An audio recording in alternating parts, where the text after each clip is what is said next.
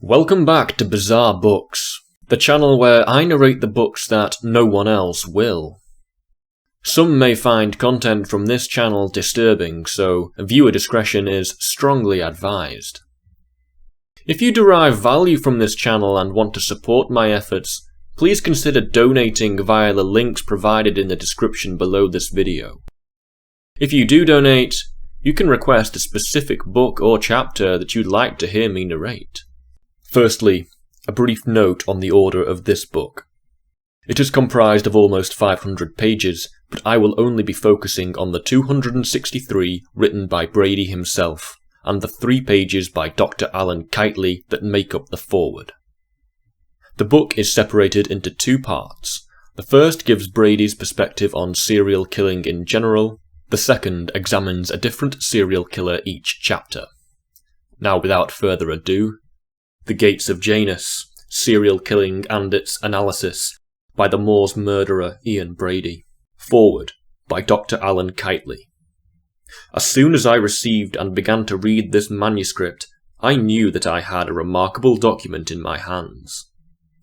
The author, who did not reveal his name to me, and whom I assumed to be a man, seemed to be offering a hunting manual for the tracking down of the serial killer by the use of psychological profiling and a study of his afterimage at the scene of the murder. Doing this successfully would be an achievement in itself.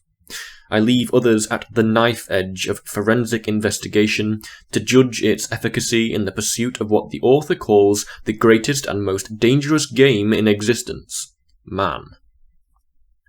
Expert profilers have, of course, already produced studies of serial killers.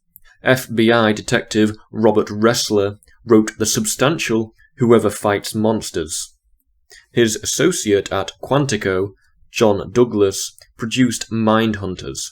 So what's new here? The Gates of Janus is a book written by a serial killer about other serial killers. Or, as the author himself says, a dissection of what murder is really all about from the point of view of a murderer for a change. Criminals have written books before, and classically, Dostoevsky and The House of the Dead, but the present study has a uniqueness of its own. This leads me to the second reason for its special character: the sheer quality and intelligence of the writing and its acute observation of human behaviour. The author investigates the psychology of the serial killer by discussing a number of notorious cases, which fleshes out the bare bones of his general conclusions about profiling. Again, it's true that lay authors have written high-grade books on murder. Joseph Wambaugh, Stephen McCoud, and Anne Rule come to mind. They themselves were not killers, although Anne Rule knew Ted Bundy quite well according to her book The Stranger Beside Me.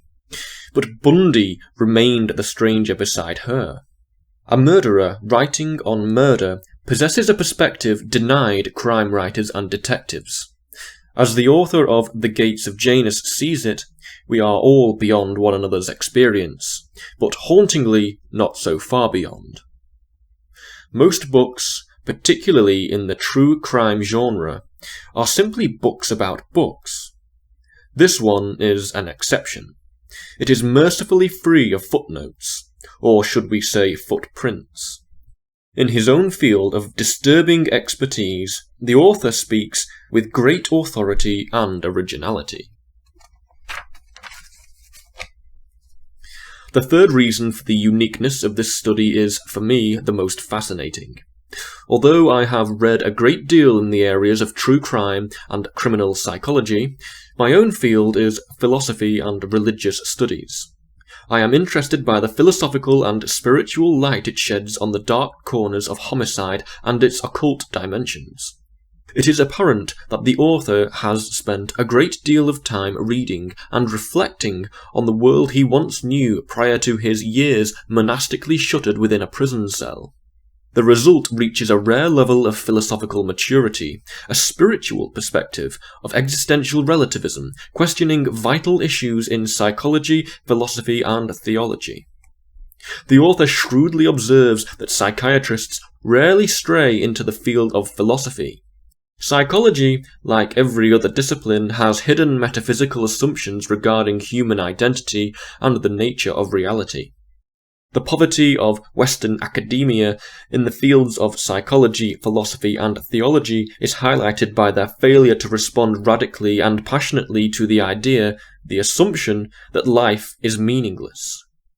Academic philosophy is a 9-to-5 job in which its professionals spend their lives repeating the assumption that life has no ultimate meaning. Perhaps it requires the aptitude of a highly sensitive and perceptive serial killer to spell out the consequences of this belief. Dostoevsky, whose psychological perceptions are highly valued by the author of this book, observed that without God everything is permitted. Since the time of St. Augustine, theologians have addressed the problem of evil with an inherent naivete. It's a naivete that this book indirectly but mercifully exposes to the point of mockery and even pity. In this universe, everything comes in twos. Everything. Wherever there is the light of consciousness, there is a shadow. There is a dark force in this universe that will have its way. Western ethical monotheism will speak touchingly of the eventual advent of the kingdom of God, in which all things shall be well, either in this world or in the bright blue yonder. The writings of Carl Jung were an exception to this monotheism in its recognition of the shadow archetype. Oriental philosophy and religion also share a realism about this world's polarities.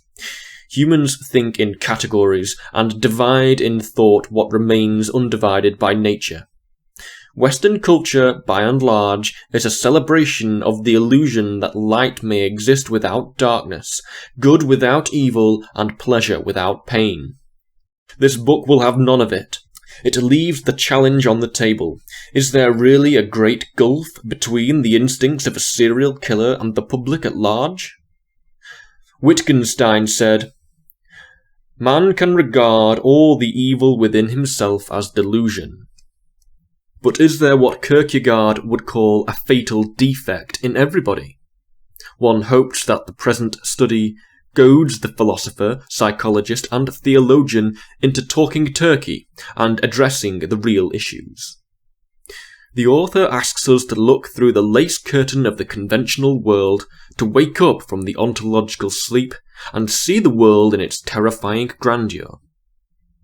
Most people live in a dream enchanted by the social trance of mediocrity, blind to what the Zen teacher Sokai-an Sasaki called the shining trance.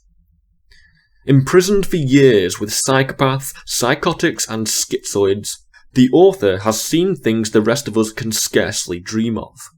Here we have human nature in all its fascinating, devious guises. As Dostoevsky darkly observed, if the devil doesn't exist, that man has created him, he has surely created him in his own image and likeness.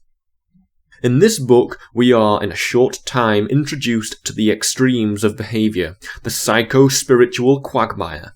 The horrors of hell can be experienced within a single day. That's plenty of time. Wittgenstein. We are offered observations from personal acquaintance of the likes of the poisoner Graham Young and the ripper Peter Sutcliffe. All of this is done with verve, wit, and arresting imagery in a manuscript studded with literary, philosophical, and religious allusions. The author surveys the scene in which he once participated. He laconically admits that he is genuinely glad his life is as good as over already, that he is a ghost on the human stage. He feels no sense of betrayed fellowship or breach of loyalty in giving the game away. The murderer knows the dangers anyway. Perhaps it will require another serial killer to recognise the paradoxical wisdom of these pages, as written by an authority situated in the shadows. Dr. Alan Keightly, King Edward VI College, Stourbridge, West Midlands, England. Publisher's note. Dr. Keightly wrote the foreword when Ian Brady wanted to publish The Gates of Janus under the pseudonym Francois Villon. End of foreword.